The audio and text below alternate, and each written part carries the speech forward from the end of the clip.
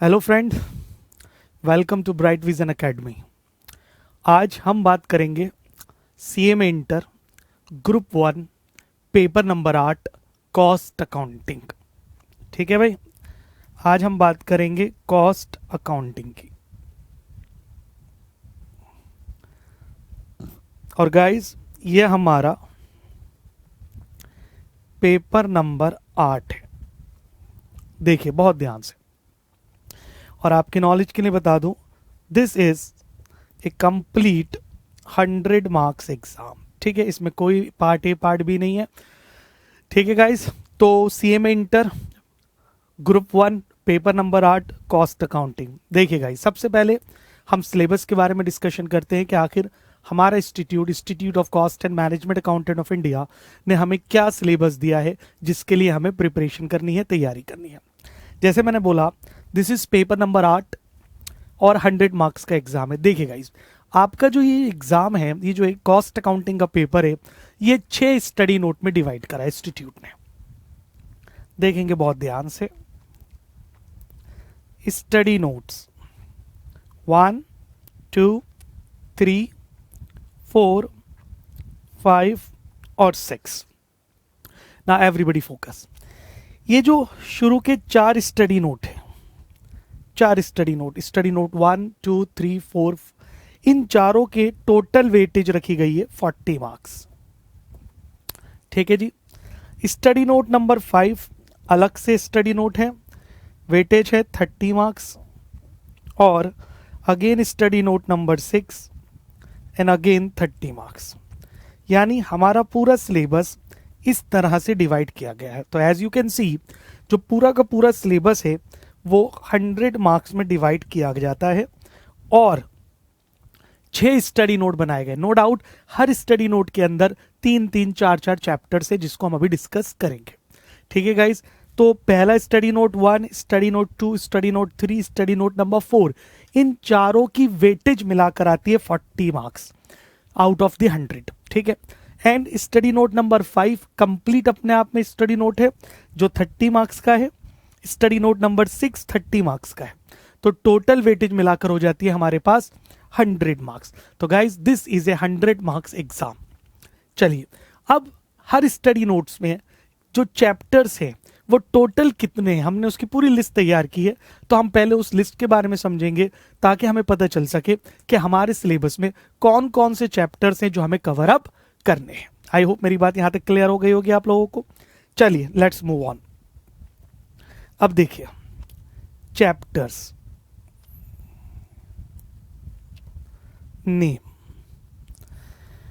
Guys, ये जो chapters के नाम है ये मैंने बनाए हैं। ये जरूरी नहीं कि ये स्टडी नोट के सीक्वेंस में होगा, ये हमारा सीक्वेंस है। ठीक है गाइस, मतलब आपके जो 6 स्टडी नोट्स हैं उनमें हर एक में किसी में 2 चैप्टर है, किसी में 3 चैप्टर है। तो हमने क्या करा, उसमें से सारे चैप्टर निकाल के कंप्लीट लिस्ट तैयार कर दी। ठीक है जी, तो ये हमें स्टडी करना है ताकि हमें पता हो कि हमें टोटल कितने चैप्टर हैं जो स्टडी करने हैं। और ओवरऑल वेटेज 100 मार्क्स के, एज यू गाइज नो, कोई पार्ट ए पार्ट बी ऐसा कोई चक्कर नहीं है इस पेपर में। ठीक है भाई, चलिए गाइस, ये जो मार्किंग है, सीक्वेंस है, ये मेरा अपना दिया हुआ है या मॉड्यूल में इस तरह का सीक्वेंस नहीं है। कभी आप इसको मॉड्यूल से चेक करें। तो हमारा जो चैप्टर नंबर 1 आता है वो आता है, पहला चैप्टर हमारा वो है मटेरियल कॉस्ट। गाइस, हम पहले उन चैप्टर को लिख रहे हैं जो न्यूमेरिकल्स हैं, clear, as well as theory है। जो चैप्टर प्योर थ्योरी है, जैसे पहला चैप्टर है मॉड्यूल में introduction to cost accounting, is a complete theory chapter. तो first I am writing those chapters जो पूरी तरह से numerical as well as theoretical है, जिसमें से पूरा न्यूमेरिकल समझाएगा। और let me tell you guys, ये paper as the name suggest ये पूरा न्यूमेरिकल पेपर है। अगर मैं वेटेज की बात करूं एक जर्नल लेवल पर, तो मान के चलिए 70% मार्क्स आपको न्यूमेरिकल सम सॉल्व करके आएंगे और 30% के लिए आपको थ्योरी करनी पड़ेगी। आई होप आपको मेरी बात समझ में आ रही होगी। तो गाइस, जो चैप्टर नंबर 1 है that is called material cost. ठीक है भाई। चैप्टर नंबर 2 हम इसको लिखते हैं लेबर कॉस्ट। आप इसको एम्प्लॉय कॉस्ट भी लिख सकते हैं, that is the labour cost. Chapter number 3 by the name known as overheads. ठीक है guys, chapter number 3 is what, overheads. Chapter number 4 is direct expenses. That is chapter number 4, direct expenses. Chapter number 5 is cost sheet. Chapter number 6, reconciliation of cost and financial profits. Reconciliation of cost and financial profits. Chapter number 7, we have integrated and non-integrated accounts. Integrated and non-integrated accounts. ठीक है भाई. Chapter number 8 is process costing. ठीक है guys, तो अभी तक आपने ये नोट कर लिया होगा. पहला चैप्टर फिर से रिपीट कर देते हैं. पहला चैप्टर है मटेरियल कॉस्ट, फिर लेबर कॉस्ट, फिर डायरेक्ट एक्सपेंसेस, फिर ओवरहेड्स. ठीक है गाइस, उसके बाद cost sheet, then we have reconciliation of cost and financial profits, integrated and non-integrated account, and then we have process costing. Okay. Chapter number 9, we have got joint product and byproduct. Chapter number 9, joint product and byproduct. Chapter number 10, service costing. Chapter number 10, service costing. इसको हम एक नाम और देते हैं operating costing. ठीक है भाई.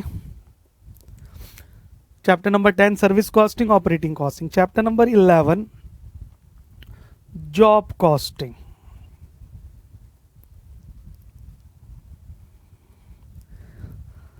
Chapter number 12 batch costing. Chapter number 13 contract costing. Contract costing. Chapter number 14 marginal costing. Chapter number 15 standard costing. Standard costing. Chapter number 16 budget and budgetary control. Budget and budgetary control. Chapter number 17 cost accounting standards. Chapter number 17 क्या है guys? Cost accounting standard. And last chapter number 18, जिसको मैंने सबसे last में लिया है क्योंकि is a pure theoretical chapter, जिसका नाम है इंट्रोडक्शन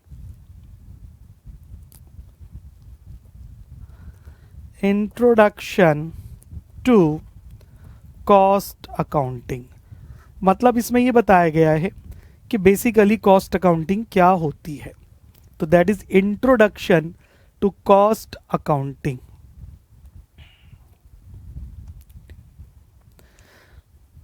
फिर से देख लीजिए, इंट्रोडक्शन टू कॉस्ट अकाउंटिंग. ठीक है guys, that was the last chapter. Let me tell you, जो सीक्वेंस दिया ये मैंने बनाया है सीक्वेंस. Is that clear? यानी ये हमारे टोटल चैप्टर्स है. ठीक है, ऐसा कोई लॉ नहीं है, ऐसा कोई रूल नहीं है कि आपको सीक्वेंस के अकॉर्डिंग पढ़ाई करनी है, हमें तो टोटल सिलेबस कवर अप करना है, which will definitely do it. ठीक है भाई, तो अभी हमने आपको क्या बताया, अभी हमने बताया कि जो हमारा पेपर है वो पेपर नंबर 8 है, जिसमें 6 स्टडी नोट्स दिए गए हैं, और उन 6 स्टडी नोट्स में टोटल मिलाकर 18 चैप्टर्स आते हैं that we have to cover. ठीक है गाइज, आई होप यहां तक आपने कर लिया होगा। चलिए अब हम बात करेंगे क्वेश्चन पेपर की, कि गाइज एग्जाम में जिसकी हम तैयारी कर रहे हैं हमारा क्वेश्चन पेपर किस तरह से होगा। ठीक है, let's talk about the question paper. देखिए, क्वेश्चन पेपर, देखिए गाइज, पहली बात जैसे मैंने बोला 100 मार्क्स का एग्जाम है, तो गाइज इन टोटल हमारे पेपर में 8 क्वेश्चंस आएंगे। टोटल कितने क्वेश्चंस आएंगे? 8 क्वेश्चंस। अगर मैं इसके 2 पार्ट में डिवाइड करूं क्वेश्चन पेपर को, तो जो क्वेश्चन नंबर 1 है, कम ऑन गाइज, ये कंपलसरी क्वेश्चन है। ठीक है जी, यानी ये क्वेश्चन हर स्टूडेंट को अटेम्प्ट करना है, इसमें कोई इंटरनल चॉइस नहीं है, कुछ नहीं है। और इस क्वेश्चन नंबर 1 कंपलसरी है, इसकी टोटल वेटेज है 25 मार्क्स। एंड गाइस बहुत सिंपल है, ये पूरा ऑब्जेक्टिव पार्ट है, यानी एक पूरा ऑब्जेक्टिव क्वेश्चन है जिसमें 4 पार्ट होंगे, part A, part B, part C और पार्ट डी। कम ऑन, जो पार्ट ए होगा वो होगा MCQs, ठीक है जी, multiple choice questions. Part B होगा fill in the blanks, part C होगा ट्रू फॉल्स, और पार्ट डी होगा मैच द कॉलम। ठीक है भाई, तो पार्ट ए में क्या होगा? MCQs, आप समझते हैं, हर क्वेश्चन के बाद 4 ऑप्शन होंगे, आपको सेलेक्ट करना कि कौन सी सही ऑप्शन है। पार्ट बी में फिल इन द ब्लैंक्स करनी है, पार्ट सी में ट्रू एंड फॉल्स करना है, बस आपको ये लिखना है कि वेदर इट इज ट्रू और फॉल्स, ट्रू और फॉल्स।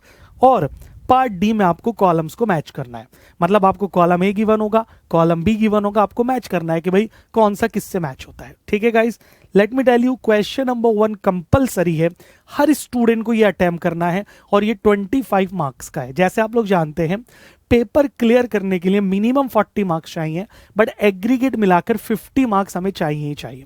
तो गाइज अगर हम क्वेश्चन नंबर 1 सही कर लेते हैं, जो कि हम डेफिनेटली करेंगे, ठीक है जी, तो हमारे लिए पास होने की संभावना बहुत ज्यादा बढ़ जाती है। आई होप मेरी बात क्लियर है यहां तक। आइए, अब क्वेश्चन नंबर 1 हो गया, अब हमारे पास बचे क्वेश्चन नंबर 2 से लेकर क्वेश्चन नंबर 8, 2, 3, 4, 5, 6, 7, 8। ठीक है जी, तो आप देख सकते हैं टोटल हमारे पास 7 क्वेश्चन होते हैं। ठीक है जी, and let me tell you guys, इन 7 क्वेश्चन में से आपको कोई से 5 क्वेश्चन करने हैं, मतलब out of this 7 questions, again आपको कोई से 5 क्वेश्चन करने हैं। क्वेश्चन कोई से 2 क्वेश्चंस आप छोड़ सकते हो, स्किप कर सकते हो। ठीक है, और ये इंटरनल चॉइस है। तो इन शॉर्ट 8 में से आपको टोटल 6 क्वेश्चन करने, पहला कंपलसरी, बाकी 7 में से कौन से? 5 क्वेश्चन। ठीक है गाइस, और इन 5 क्वेश्चन की जो वेटेज होगी वो होगी गाइस 75 मार्क्स। ठीक है, अब ये किस तरह से आएगा? तो लेट मी टेल यू, हर क्वेश्चन के 2 पार्ट होंगे, पार्ट ए, पार्ट बी। तो अगर 5 क्वेश्चन है और हर क्वेश्चन के 2 पार्ट है, तो इन टोटल 10 क्वेश्चन हो गए, और इन दोनों पार्ट का मिलाकर वेटेज होगी 15 मार्क्स। ठीक है गाइस, तो अगर एक क्वेश्चन के 15, तो 5 के कितने हो गए? 75 मार्क्स। ठीक है जी, तो ये आपका क्वेश्चन पेपर है। अच्छा जी, अब ये जो 2 पार्ट है हर क्वेश्चन के, आप जैसे मान लो मैं क्वेश्चन नंबर 2 उठाता हूं, तो उसके 2 पार्ट होंगे, पार्ट ए, पार्ट बी। अब जरूरी नहीं है कि ये दोनों पार्ट थ्योरेटिकल होंगे, जरूरी नहीं है दोनों पार्ट न्यूमेरिकल होंगे, हो सकता है एक थ्योरी हो एक न्यूमेरिकल हो, एक थ्योरी एक न्यूमेरिकल हो, या ये भी हो सकता है कि ये दोनों के दोनों न्यूमेरिकल हो। बट जो लास्ट क्वेश्चन होगा, क्वेश्चन नंबर 8, वो प्योर थ्योरी होगा। ठीक है जी, तो guys this is the question paper which we have discuss with you. ठीक है, बिल्कुल इसी तरह से आपके एग्जाम में क्वेश्चन पेपर आएगा, जिसके लिए आपको तैयारी करनी है। आई होप यहां तक आपको पूरा पेपर समझ में आ गया होगा। और गाइस ध्यान रखिएगा, पेपर क्लियर करने के लिए हमें सॉरी, पेपर क्लियर करने के लिए हमें टोटल 40 मार्क्स चाहिए, लेकिन इंटर क्लियर करने के लिए हर पेपर में हमारा एग्रीगेट 50% होना चाहिए। मतलब अगर हम 50% मार्क्स लेकर आते हैं तभी हमारा पेपर क्लियर माना जाएगा, हमारा ग्रुप क्लियर माना जाएगा, अदरवाइज नॉट। और गाइज आपकी नॉलेज के लिए बता दूं, कॉस्ट अकाउंटिंग एक ऐसा एग्जाम है जिसमें आप मैक्सिमम स्कोर कर सकते हो इजीली। पास बेसिस पर हमारे स्टूडेंट्स ने 80-90 मार्क्स लेकर आए हैं। क्लियर, आई होप आप भी लाओगे। और सबसे अच्छी बात यह है कि अगर आप इस पेपर में 60+ 80-70 मार्क्स ले आते हो तो ये बाकी पेपर को भी सेट ऑफ कर देता है। आई होप गाइज आपको यहां तक इंट्रोडक्शन पूरा समझ में आया होगा। ठीक है जी, तो this is all about your syllabus जिसकी हम तैयारी करेंगे CMA inter group 1 paper number 8 cost accounting. ठीक है जी, चलिए guys, thank you so much.